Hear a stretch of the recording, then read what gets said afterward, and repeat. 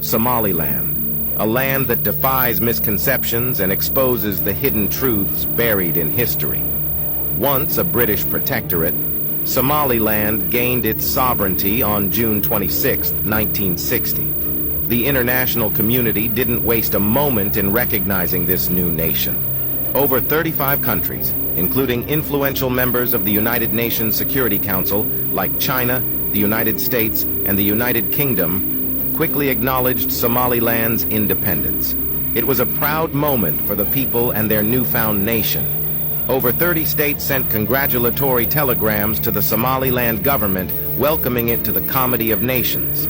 But here's where the story takes a disturbing turn. Soon after, there was talk of a merger between Somaliland and Somalia, aiming to create an ethno-national state called the Somali Republic. However, due to legal blunders, this merger never materialized. Contrary to popular belief, in 1960 it was Somalia that merged with the already recognized state of Somaliland, while Somalia itself was under a United Nations trusteeship. It's important to understand that Somaliland has never been a part of Somalia. In fact, it was Somalia that merged with the already recognized state of Somaliland, while Somalia itself was under a United Nations trusteeship. Now let's dig into the legal perspective. Somaliland's initial parliament approved a draft act of union, envisioning the creation of the Somali Republic by bringing together Somaliland and Somalia to create this third country. However, Somalia's parliament didn't ratify the act passed by Somaliland. Instead, they drafted their own version in Italian, which got rejected by Somalilanders in 1961 by majority. Neither act received mutual ratification, rendering the union legally invalid, and that union has been referred to as being an illegal union, which was never ratified. To conclude, both unratified act of unions by Somaliland and Somalia. So, in essence, the Somali Republic never truly existed as a legitimate and fully functioning state, yet Somalia attempted to assert itself as the legal successor of the state of Somaliland. This claim, however, is flawed and misleading. In fact, the former president of Somalia, Adan Ade, even registered the UN seat as the Somali Republic, which originated from the state of Somaliland independence. This act can be seen as a fraud perpetrated against the state of Somaliland. To this day, Somalia continues to use the credentials of Somaliland from June 26th for the UN seat and falsely presents itself as the Republic of Somaliland. Somalia, initially designated as a UN trusteeship set to gain independence in December 1960, but quickly and without consent acquired Somaliland's documents and secured a UN seat on July 1st. This act can be seen as a fraud perpetrated against the state of Somaliland. Then, the situation quickly went from union to occupation. For over 60 years, Somalia has occupied Somaliland, a situation that persists to this day, from 1961 to 1990, and here's why. Only Somaliland was regarded as a state, and the independent one in 1960. Till today, Somalia is unable to bring a single shred of evidence showing a union between Somaliland and Somalia that met all the requirements of international law to make it valid and binding, not a single one. The idea of Somaliland being a secessionist is merely a narrative of Somalia and not a legal reality. In 2005, the African Union Fact-Finding Mission concluded there no union or ratification. The fact-finding mission in 2005, which has summarized its findings as Somaliland's search for recognition is historically unique and self-justified in African political history. But it's time to uncover the truth. The international community will eventually deal with this. Somalia can't occupy Somaliland for any longer. Somalia's clinging to this bogus unity is driven by the fact that they lack solidifying documents to support their own situation. It is unfair that Somaliland's documents are being used by Somalia at the UN, while Somalia itself lacks the proper credentials. But there's more to the story. Somalia, unlike Somaliland, faces a significant challenge when it comes to internationally demarcated or defined borders. When Somalia became a state, it inherited a boundary problem left behind by Italy.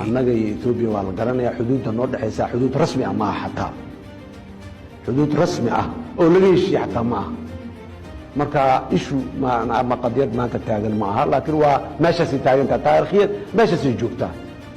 Adding to the complexity, Somalia lacks a definitive piece of paper to indicate its sovereignty guarantee. In contrast, Somaliland possesses well-documented credentials and independence documents. The absence of international re-recognition and the dispute surrounding Somalia's changing the narrative to secessionists covered up the reality. Meanwhile, Somaliland stands firm with its legally recognized status and documented independence.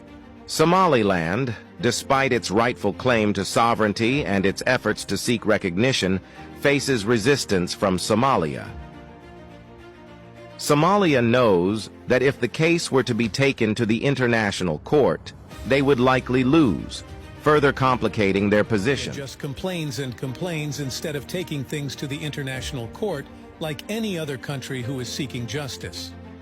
If they really think Somaliland is theirs and Ethiopia is in the wrong, why not prove it where it matters? In front of the international court? Going to trial would show everyone what the true facts are. They must know the international court would figure out pretty quick that Somalia occupied Somaliland. Even worse, going to court might make Somalia held accountable for the killing of all innocent Isaaq people and open the Isaaq genocides case. No wonder Somalia would rather push for a propaganda go to the court and get in trouble for its occupation. It's pretty obvious Somalia just wants to confuse everyone with media propaganda instead of dealing with things properly through law. They know their story wouldn't hold up if judges started asking real questions and demand evidence. If Somalia's claim was solid, why all the fuss about proving it? A lot of people assume Somaliland's quest for regaining their statehood started in 1991. That's not true. Actually, it started in 1961, right after the occupation of the Republic of Somaliland. From that very first year of occupation, the people of Somaliland resisted. Just 1 year after Somalia's illegal union, Somaliland held a referendum where the majority voted against union with Somalia. Their choice failed to be respected. Somaliland officers led by Abdullahi Congo carried out the first liberation coup attempt to free their occupied country in 1961. A group of Somaliland military officers were put on trial for treason in Somalia's Supreme Court. However, the presiding judge dismissed the charges, confirming that no legal act of union between Somaliland and Somalia ever existed.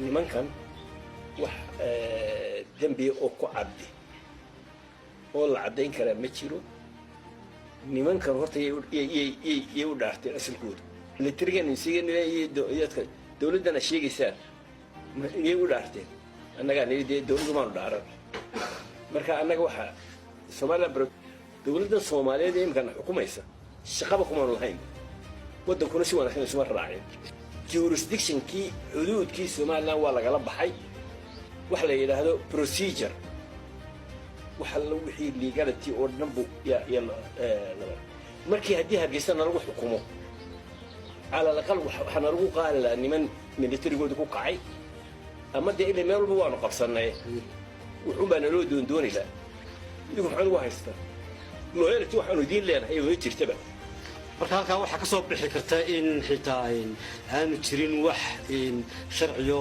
midnimo muujinaya oo xeero laba dawladood isku darsaday wax ka hadlayeen inuu jirin baa ka soo baxaysa horta laba dawladood israacsan ma jirin ba waxaanu cadeynay dawladana ay leedahay waa la dagaalanteen oo inqilaab ku sabab loo cadeeyo halkii joogto waa dawladda labada qawaaniin leh waa dawladda labada gees kale leh wax isku xilaabo ma jiraan ba wax qaanuuno meesha ka jira ma jiraan tijuub wala isku qaadi kara tijuubkiina waa naga soo saaray looyariinta international loo keenay wixii baa waxaa caddaatay inaan kaysna lagu helayay no case to answer bay yidhahdeen case nimanka lagu heli karaya ma jiro ma isla markii maxkamaddu toos bay idiin sii daysay miya maxkamaddu way toos bay inoo sii waanu kala yar dambaynaynu isla maalintii This has marked the beginning of Somaliland's long freedom fight. They have continually resisted Somalia's illegal takeover of their land through multiple uprisings and liberation movements over the past 60 years. Again in 1979, another liberation attempt was made against Somalia's illegal occupation. On March 13, 1979, leading Somaliland officers Raubul Mariano and Ahmed Ismail Dugs carried out an uprising aimed at reclaiming Somaliland's independence. In response, they were accused and imprisoned by the Somalia government on charges of treason for trying to end Somalia's occupation and free their homeland. Despite the risks, these officers and many others continued resisting through rebellion and underground movements, determined to eventually throw off Somalia's illegitimate rule and restore Somaliland's stolen sovereignty. Then in 1988, when Somaliland declared fighting against occupation of Somalia, Somalia's response was the genocidal massacre of the Isaaq clan, known as the Isaaq Genocide, that left Somaliland completely destroyed. It was only in 1991 Somaliland was finally able to regain its sovereignty from Somalia's occupation. However, the struggle continues today as Somalia continues pushing the narrative by falsely claiming Somaliland is seceding, when in reality it was Somalia that first annexed and occupied the Republic of Somaliland against the will of its people. Illegally diminishing Somaliland from a state to a mere region, Somalia fabricated the fiction of a unitary to legitimize its occupation.